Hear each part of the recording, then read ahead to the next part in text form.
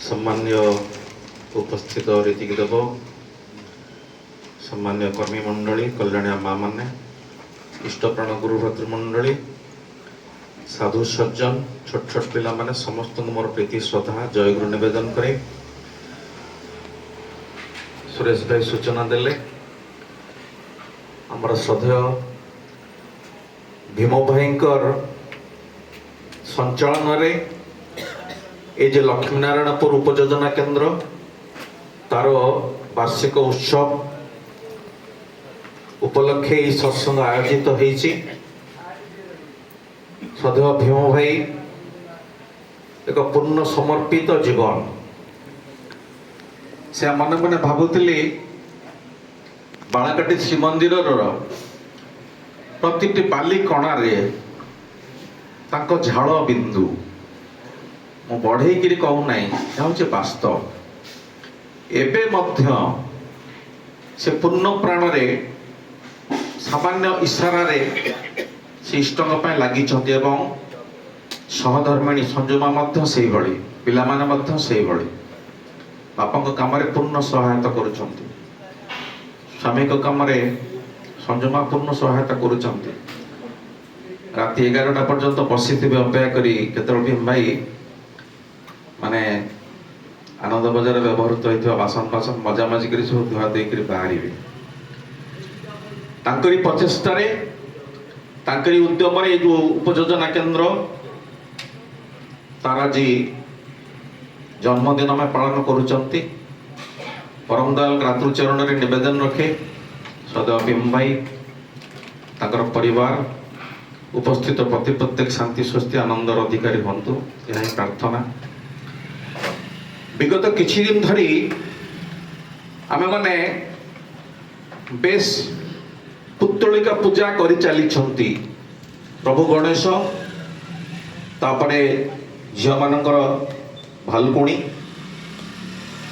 एवं नगदा नगदी जाइछि माँ दुर्गा ए पुत्तलिका पूजा भीतर दे आमे माने निजर भक्ति अर्घ्य निवेदन करिसंती बहु प्रार्थना करिसंती शांति सुख आनंद रे रहबा पई समस्त दुर्गति को खंडन करी माँ आम मानकु सुरक्षित करी रखंतु ए उद्देश्य रे आमे दुर्गा पूजा मध्य कले। सुरेश भाई कहउतिले अभ्यस्त संस्कार कथा तो मंगल काहे मंगल आज सुदूर पराहत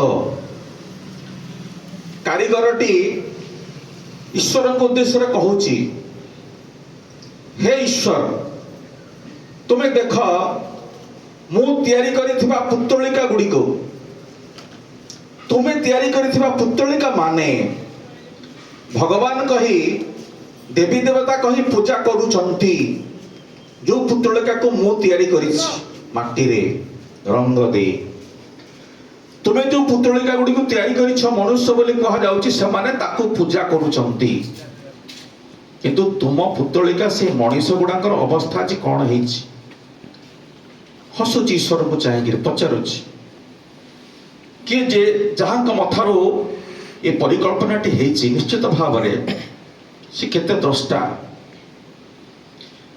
प्रकृत पक्ष में गभीर भाव में आम जदि निरीक्षण करवा ईश्वरंकर सर्वोत्तम सृष्टि ए मनुष्यर अवस्था जी कौन हेछि ईश्वर जहाकू अत्यंत विश्वासर सहित अत्यंत आवेग भरे निजर अवर्तमान रे तांकर ए सृष्टि को सुंदर करी रखिबा पाई ता भितरे निजर समस्त क्षमता को सूक्ष्म भाव रे देई मनुष्यटा को जन्म देले सेही मनुष्य से ईश्वरीय क्षमता को अपव्यवहार करी ईश्वरीय प्रज्ञा को अपव्यवहार करी कोभली भाव में खियाल माफिक चली जीवन को दुर्विषह कर चली केवल निजर नुहे प्रत्येक सत्ता को जी खिनभिन कर चली मनीष जो भाव में प्रलय कांड सब घटुची विभिन्न जगार आम देखुंती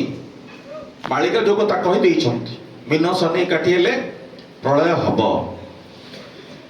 ଏବଂ ଏହାର କାରଣ ହେଉଛି ମଣିଷ ନିଜର ଲୋଭବଶତ। ଆପଣମାନେ ଯେଉଁମାନେ ଯାଇଥିବେ ଉତ୍ତରାଖଣ୍ଡ ବା ହିମାଚଳ ପ୍ରଦେଶ, କାଶ୍ମୀର, ପାହାଡ଼ କାଟିକିରି ତା ଭିତରେ ସୁଉଚ୍ଚ ଅଟ୍ଟାଳିକା ମାନ କରିଛନ୍ତି ରୋଜଗାର ଆଶାରେ, କିନ୍ତୁ ଆମମାନେ ଦେଖୁଛନ୍ତି ଗୋଟିଏ ମୁହୂର୍ତ୍ତରେ ସେ ଅଟ୍ଟାଳିକା ଗୁଡ଼ିକ ନଦୀ ଗର୍ଭରେ ନିଃଶେଷ ହେଇଯାଉଛି। ବାଦଲ ଫଟା ବର୍ଷା। এই ভুবনেশ্বর দুর্গা পূজারে 300ରୁ ଅଧିକ ମୋବାଇଲ ଏବଂ ଅନେକ ଗହଣା ଗାଣ୍ଠି ଚୋରି ହେଇଛି। ଭସାଣିରେ ପ୍ରାୟ ଯେତିକି ଖବର ମୁଁ ଯେତିକି ସଂଗ୍ରହ କରିଛି 10ରୁ ଊର୍ଦ୍ଧ୍ୱ ବ୍ୟକ୍ତି ଭସାଣି ସମୟରେ ଜୀବନ ହାରିଛନ୍ତି। ଏବଂ ଗୋଟିଏ ଗୋଟିଏ ଉତ୍ସବ କରିବା ପାଇଁ କେତେ ମାସ ଆଗରୁ ପ୍ରଶାସନର ନିଦ ହଜିଯାଉଛି। ଗୋଟିଏ ଗୋଟିଏ ଉତ୍ସବକୁ ଶେଷ ପର୍ଯ୍ୟାୟ ପର୍ଯ୍ୟନ୍ତ ଶୃଙ୍ଖଳିତ କରି ସମାହିତ କରିବା ପାଇଁ ପ୍ରଶାସନର ନିଦ ହଜିଯାଉଛି। ପ୍ଲାଟୁନ ପ୍ଲାଟୁନ ପୋଲିସ ଫୋର୍ସ ନିୟୋଜିତ ହେଉଛନ୍ତି। ତା ଭିତରେ ବି ଏତେ ରକମର ଦୁର୍ଘଟଣା ମାନ ଘଟୁଛି। କୋଭଳି ଭାବରେ ଆମେ ଦେଖିଲେ ଆଲୋଚନା କରିବା ଉଚିତ ହେବ ନାହିଁ। ବିଭିନ୍ନ ସମ୍ପ୍ରଦାୟ ସେମାନଙ୍କର କୋଭଳି ଭାବରେ ଚାଲିଚଳନ, ପ୍ରତ୍ୟେକଟି ସମ୍ପ୍ରଦାୟ ଅନ୍ୟ ସମ୍ପ୍ରଦାୟ ପ୍ରତି କେତେ ଈର୍ଷା, କେତେ ହିଂସା, ଏବଂ ତାକୁ ନେଇ ଆଜି ସାରା ବିଶ୍ୱରେ ସଂଘର୍ଷ ହେବା ପାଇଁ ଯାଉଛି। କୋଭଳି ଅବସ୍ଥା, ଯାହାକୁ ଈଶ୍ୱର ସୃଷ୍ଟି କରିଥିଲେ ତାଙ୍କର ସୁନ୍ଦର ସୃଷ୍ଟିକୁ ସୁନ୍ଦର କରିବା ପାଇଁ ସେଇ ମଣିଷ ଆଜି ସେଇ ସୃଷ୍ଟିକୁ ବିନାଶ କରିବା ସହିତ ନିଜର ବିନାଶର ପଥ ଉନ୍ମୁକ୍ତ କରୁଛି ନିଜର ଅଜ୍ଞତା ଯୋଗୁଁ। এই যে କହୁଥିଲି ପୁତ୍ତଳିକାର ପୂଜା, ବଜାରରେ ବିକ୍ରି ହେଉଛି ପୁତ୍ତଳିକା। ଆମେ ଆଣିଲେ, ବ୍ରାହ୍ମଣ ନିମନ୍ତ୍ରଣ କଲେ, ବ୍ରାହ୍ମଣ ସେଥିରେ ଜୀବନ୍ୟାସ ଦେଲେ ଏବଂ ସେହି ମାଟିର ପୁତ୍ତଳିକାକୁ ଆମେ ଦେବୀ ଦେବତା ଭାବରେ ପୂଜାର୍ଚ୍ଚନା କଲେ, ଭକ୍ତି ଅର୍ଘ୍ୟ ନିବେଦନ କଲେ, ନିଜ ପାଇଁ କିଛି ପ୍ରାର୍ଥନା କଲେ, ତାପରେ ତାକୁ ବିସର୍ଜନ କରି ଦିଆଗଲା। ଯେଉଁ ବ୍ରାହ୍ମଣ ତାଙ୍କ ଭିତରେ ଜୀବନ୍ୟାସ ଦେଇକି ଗୋଟେ ମାଟି ପିତଳାକୁ ପୂଜା ଯୋଗ୍ୟ କରି ତୋଳିଲେ, ସେ ପୁଣି ତାଙ୍କୁ ବିସର୍ଜନ ମନ୍ତ୍ରରେ ତାଙ୍କୁ ତାଙ୍କର ଜୀବନ ନେଇ ଯାଉଛନ୍ତି। ଏବଂ ବିସର୍ଜନ ପ୍ରକ୍ରିୟା କେତେ ଭୟାନକ ହେଇଯାଇଛି ବର୍ତ୍ତମାନ। କୋଭଳି ଭାବରେ ପର୍ଯ୍ୟାବରଣକୁ କ୍ଷତି ପହଞ୍ଚଉଛି ତାହା ମଧ୍ୟ ଆମେ ଚିନ୍ତା କରିପାରୁନାହାନ୍ତି। ଏ ଗୋଟେ ଆବେଗ ଭରେ, ଗୋଟେ ମାନସିକ କ୍ଷଣିକ ଉତ୍ତେଜନା, ତାକୁ ପରିପୂର୍ଣ୍ଣ କରିବା ପାଇଁ ଲକ୍ଷ ଲକ୍ଷ କୋଟି କୋଟି ଟଙ୍କାର ବଜେଟ ହେଉଛି। ପ୍ରତ୍ୟେକ ଜିନିଷ ଆମେ ମାନେ ଯେଉଁ ଆମର ଖିଆଲକୁ ନେଇକିରି ଯେଉଁ ପ୍ରଜ୍ଞା ଆମକୁ ଈଶ୍ୱର ଦେଇଛନ୍ତି ତାକୁ ଅପବ୍ୟବହାର କରି ମଣିଷ ଆଜି କେଉଁ ସ୍ତରକୁ ଗଲାଣି ଏବଂ ପ୍ରାକୃତିକ ବିପର୍ଯ୍ୟୟ କେଉଁ ସ୍ତରକୁ ଗଲାଣି, ତା ସତ୍ତ୍ୱେ ମଧ୍ୟ ଆମମାନଙ୍କର ନିଦ ଭାଗ ନାହିଁ। ଆମେମାନେ ଭାବି ନେଉଛନ୍ତି ଯୁଗ ଏହା ହେଇଛି। ପିଲାମାନଙ୍କର ବାପା ମାଙ୍କ ପ୍ରତି ଆନୁଗତ୍ୟ ନାହିଁ, ସ୍ତ୍ରୀର ସ୍ୱାମୀ ପ୍ରତି ଆନୁଗତ୍ୟ ନାହିଁ, ପୁରୁଷର ଇଷ୍ଟଙ୍କ ପ୍ରତି ଆନୁଗତ୍ୟ ନାହିଁ। ଯାହା ଇଚ୍ଛା ତାହା ଖାଦ୍ୟ ଗ୍ରହଣ କରିବା, ଯେଉଁଭଳି ପୋଷାକ ପିନ୍ଧିବା ଆମ ଖିଆଲ ମାଫିକ। ପ୍ରଭୁ କୃଷ୍ଣ ଦେଖେଇ ଦେଇଛନ୍ତି ଯେ ମୁଁ ସ୍ୱୟଂ ଭଗବାନ ହେଲେ ମଧ୍ୟ ମୋର ପିଲାମାନେ ଯେହେତୁ ମୋତେ ଅନୁସରଣ କରି ନାହାନ୍ତି, ଭଗବତ ପଥରେ ଯାଇ ନାହାନ୍ତି ଏବଂ ମଣିଷ ପାଇଁ ଯାହା ବର୍ଜ୍ୟ ସେଇ ମଦ୍ୟପାନ କରି ସେମାନେ ପରସ୍ପର ଭିତରେ ହଣାମରା ହେଇକି ମରିଗଲେ। କୃଷ୍ଣ ଏହା ସୂଚନା ଦେଉଛନ୍ତି।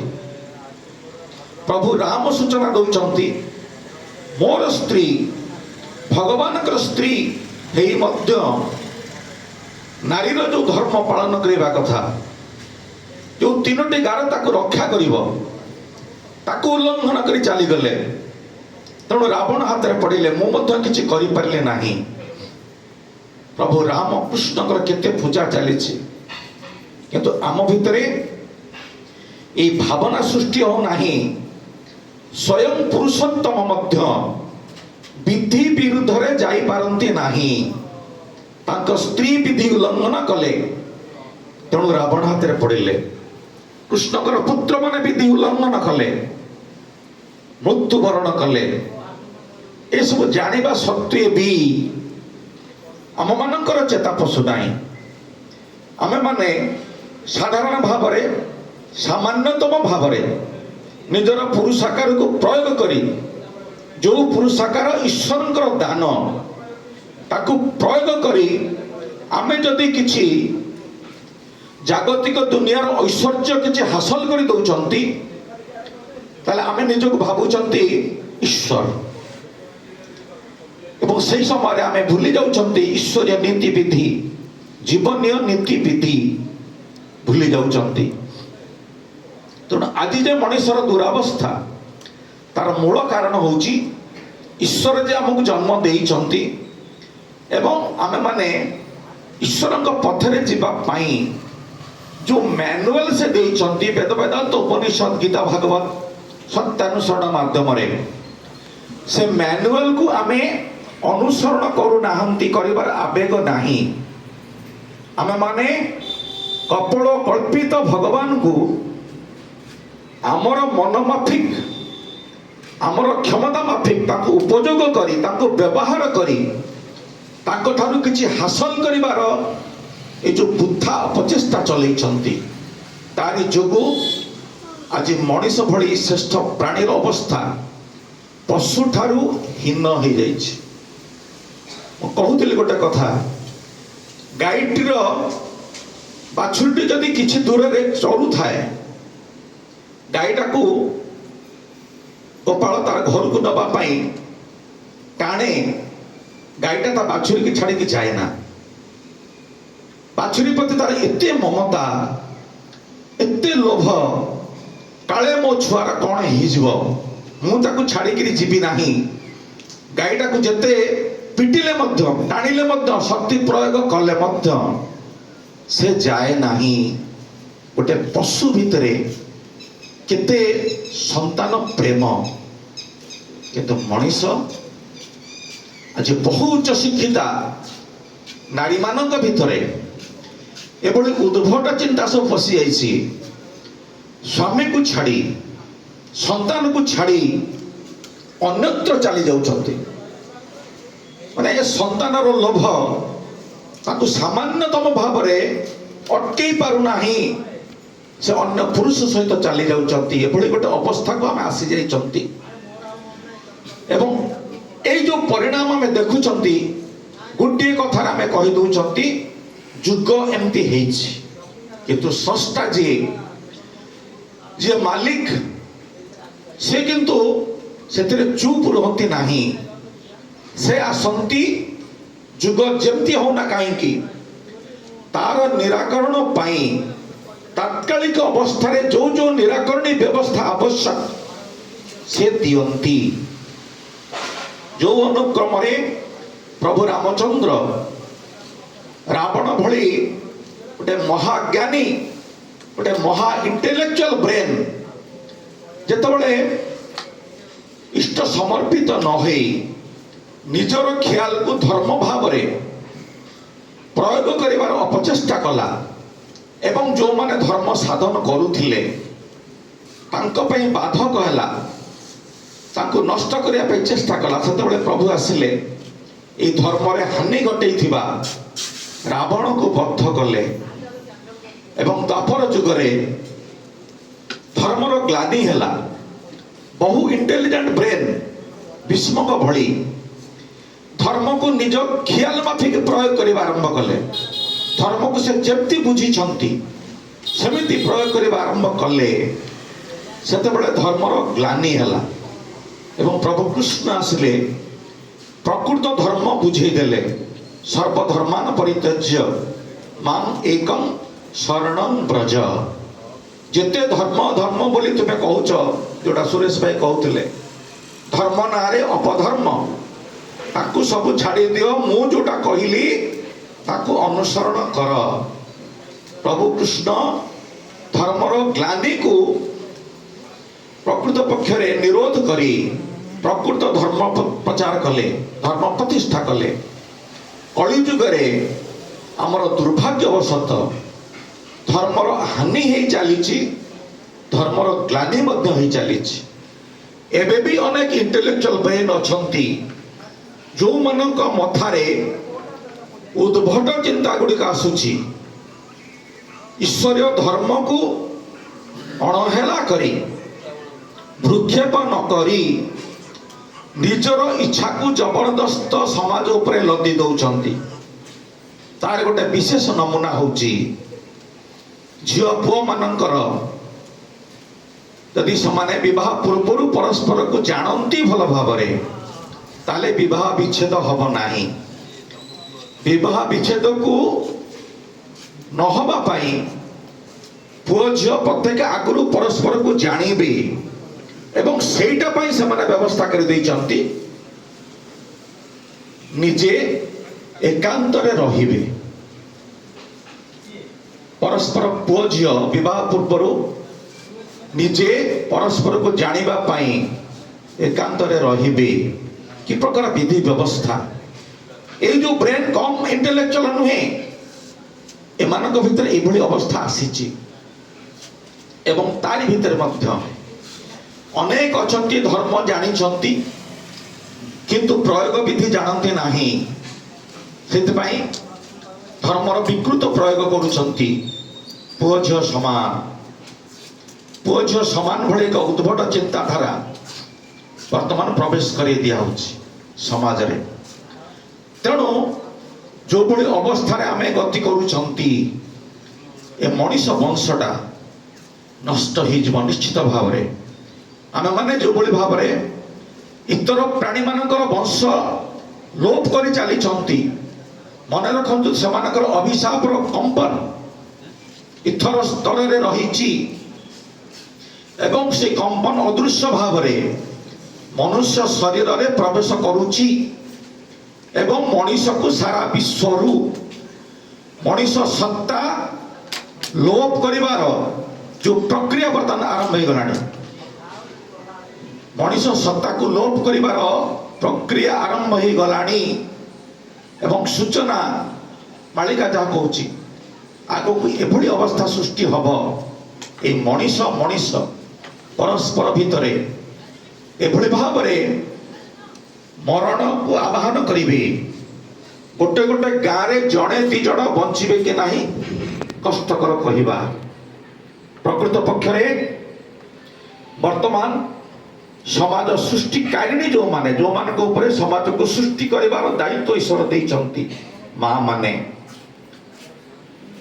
ବିଶେଷ ଭାବରେ ଅର୍ବାନ ଏରିଆରେ, ସହର ମାନଙ୍କରେ ଅତି ଉଚ୍ଚ ଶିକ୍ଷିତା ମା ଝିଅ ମାନେ ଏବଂ ସହର ତଳି ଅଞ୍ଚଳରେ କିଛି ଉଚ୍ଚ ଶିକ୍ଷିତା କନ୍ୟା ମାନେ, ଏମାନେ ବର୍ତ୍ତମାନ ପୁରୁଷ ସହିତ ସମାନ ହବାର, ପୁରୁଷ ଭଳି ବାହାରକୁ ଯାଇ ରୋଜଗାରକ୍ଷମ ହବାର ଏଭଳି ଯୋଉ ଉଦ୍ଭଟ କାମନା ନେଇ ଚାଲିଛନ୍ତି, ତାହା ପ୍ରଜନନକୁ ବହୁ ଭାବରେ ବିକୃତ କରି ଚାଲିଛି। ଅନେକ ଝିଅ ଅନେକ ବିବାହ ପରେ ମଧ୍ୟ ନିଜର କର୍ମକ୍ଷେତ୍ରର ଯୋଉ ଚାପ, କର୍ମକ୍ଷେତ୍ରରେ ପ୍ରମୋଶନର ଯୋଉ ଲୋଭ, ଏସବୁରେ ଏତେ ଦୂର ସେମାନେ ତାର ଆୟତ୍ତ ହେଇଛନ୍ତି, ସନ୍ତାନ ସୃଷ୍ଟି କରିବା ତାଙ୍କ ପାଇଁ ଗୋଟେ ଗୌଣ ବ୍ୟାପାର ହେଇଯାଇଛି। ସନ୍ତାନ ସୃଷ୍ଟି କରିବା ପାଇଁ ବହୁତ ଉଚ୍ଚ ଶିକ୍ଷିତା ବୋହୂମାନେ ଇଚ୍ଛା ପ୍ରକାଶ କରୁନାହାନ୍ତି ଏବଂ ଯଦି ବା କରୁଛନ୍ତି ଗୋଟେ, ତାହା ମଧ୍ୟ ସେମାନେ ସଂସ୍କାର ଅଭାବରୁ ମନୁଷ୍ୟତ୍ଵ ହରେଇ ବସୁଛନ୍ତି। ଆମେମାନେ ଏଭଳି ଗୋଟେ ଅବସ୍ଥାକୁ ଯାଇଛନ୍ତି, ଏ ମଣିଷ ବଂଶ ରହିବ କି ନାହିଁ ସନ୍ଦେହ, ରହିବ ନାହିଁ। କାରଣ କନ୍ଧମାଳରେ ଆଦିବାସୀ କନ୍ଧମାନେ ଗାଈକୁ ନେଇକି ହଳ କରାନ୍ତି ଏବଂ ସେଇ ଗାଈମାନେ ହଳ କରନ୍ତି, କିନ୍ତୁ ସେମାନଙ୍କର ବାଛୁରୀ ଦେବାର କ୍ଷମତା ନଥାଏ, ବା ଯଦି ବି ବାଛୁରୀ ଦିଅନ୍ତି ଅତ୍ୟନ୍ତ ଦୁର୍ବଳ, ସେମାନଙ୍କ ପାଇଁ କ୍ଷୀର ବାହାରେ ନାହିଁ। ଯଦି ଏଇଭଳି ପ୍ରତ୍ୟେକଟି ଗାଈକୁ ଯଦି ହଳରେ ବିନିଯୋଗ କରାଯାଏ, ଗୋବଂଶ ଯେମିତି ନଷ୍ଟ ହୋଇଯିବ ଏଟା ନିଶ୍ଚିତ। ସେଇଭଳି ଭାବରେ କିଛି ବିଶେଷ କ୍ଷେତ୍ର ଛଡ଼ା ଝିଅମାନେ ଯଦି ଚାକିରିମୁଖୀ ନ ହେଇ ପରିବାରମୁଖୀ ହୁଅନ୍ତି, ଗୃହିଣୀ ହେବାର ଯୋଗ୍ୟତାରେ ଲାଗି ପଡ଼ନ୍ତି, ତାହେଲେ ମଣିଷ ସମାଜଟା ବଞ୍ଚିଯିବ। ତା ଯଦି ନ ହୁଏ, ନିଜର ଅହମିକାକୁ ବଜାୟ ରଖିବା ପାଇଁ, ପୁରୁଷ ସହିତ ପ୍ରତିଯୋଗିତା କରିବା ପାଇଁ, ପ୍ରତିଦ୍ୱନ୍ଦିତା କରିବା ପାଇଁ ଏଇ ଯେଉଁ ଧାରାଟା ବର୍ତ୍ତମାନ ଢୁକି ଯାଇଛି, ପୁରୁଷ ସହିତ ପ୍ରତିଯୋଗିତା କରିବା, ପ୍ରତିଦ୍ୱନ୍ଦିତା କରିବା ଶିକ୍ଷାନ୍ତରେ ପରବର୍ତ୍ତୀ ସମୟରେ ପାରିବାରିକ ଜୀବନରେ ତାହା ହିଁ ହେଉଛି ସ୍ୱାମୀ ସହିତ ପ୍ରତିଯୋଗିତା, ପ୍ରତିଦ୍ୱନ୍ଦିତା। ତାରି ଫଳରେ ସନ୍ତାନ ସୃଷ୍ଟି ହେବା ସମ୍ଭବ କି ନାହିଁ କହିହେବ ନାହିଁ। ତେଣୁ এই ମଣିଷ ଯେଉଁ ଦିବ୍ୟ ଜନ୍ମ ପାଇଛି, এই ପ୍ରଜାତିଟା ବିଶ୍ୱରୁ ଲୋପ ପାଇଯିବା ଅସମ୍ଭବ ନୁହେଁ। ଠାକୁର ସେଇଥିପାଇଁ କହିଲେ, এই যে ଦୁନିଆ ସାମ୍ନାରେ ଏପରି ବିପଦ ଆସୁଛି ଯାହା ତୁଳନାରେ ଯୁଦ୍ଧ, ଭୟ, ଲୋକକ୍ଷୟ, ଧନ ସମ୍ପତ୍ତିର କ୍ଷୟ କିଛି ବି ନୁହେଁ। ଗତି ଦେଖି ମନେ ହୁଏ ମନୁଷ୍ୟତ୍ୱର ବୁନିୟାଦ ଲୋପ ପାଇବା ଅସମ୍ଭବ ନୁହେଁ। ତେଣୁ କହେ ଦୀକ୍ଷା, ଶିକ୍ଷା, ବିବାହ, ଏ ତିନୋଟିକୁ ଠିକ୍ କରିଦିଅନ୍ତୁ ଆପଣମାନେ। ତେଣୁ ଠାକୁର এই ଯୁଗର ପୁରୁଷୋତ୍ତମଙ୍କର ସେଇ ନୀତିବିଧି, ଜୀବନୀୟ ନୀତିବିଧି ଯାହା ଦୀକ୍ଷା, ଶିକ୍ଷା, ବିବାହକୁ ଠିକ୍ କରିଦେବ, ତାର ପରିପାଳନ ପାଇଁ ଯେଉଁ ଶିକ୍ଷା, ସେଟା এইଭଳି ଜାଗାରୁ ମିଳେ। କେନ୍ଦ୍ର ମନ୍ଦିର, ଉପଯୋଜନା କେନ୍ଦ୍ର ଏହାରି ମାଧ୍ୟମରେ ସବୁଆଡ଼େ ବିକ୍ଷିପ୍ତ କରିଦେବା ପାଇଁ ଏଟା ଶ୍ରୀ ଶ୍ରୀ ଦାଦାଙ୍କର ଆଶୀର୍ବାଦ। ଠାକୁରଙ୍କର ଏହି ଜୀବନୀୟ ଭାବଧାରାକୁ ପ୍ରତ୍ୟେକଙ୍କ ପାଖରେ ପହଞ୍ଚାଇବା ପାଇଁ এই ଉପଯୋଜନା କେନ୍ଦ୍ରର ସୃଷ୍ଟି। ତେଣୁ ଆସନ୍ତୁ ସେହି ନିବେଦନ ରଖେ, ଉଦ୍ଦେଶ୍ୟରେ ଅନୁପ୍ରାଣିତ ହେବା ଏବଂ ଉଦ୍ଦେଶ୍ୟକୁ ସଫଳ କରିବା ପାଇଁ ଯେତେ ରକମର ବାଧା ଆସୁନା କାହିଁକି ତାକୁ ପ୍ରତିହତ କରିବା ପାଇଁ ଚେଷ୍ଟା କରିବା ଏବଂ ଠାକୁରଙ୍କ ଇଚ୍ଛା ପୂରଣ କରିବା, ଆଚାର୍ଯ୍ୟଙ୍କର ଇଚ୍ଛା ପୂରଣ କରିବା, এই ପୃଥିବୀରେ ସ୍ୱର୍ଗରାଜ୍ୟର ପ୍ରତିଷ୍ଠା କରିବା। ଜୟ ଗୁରୁ।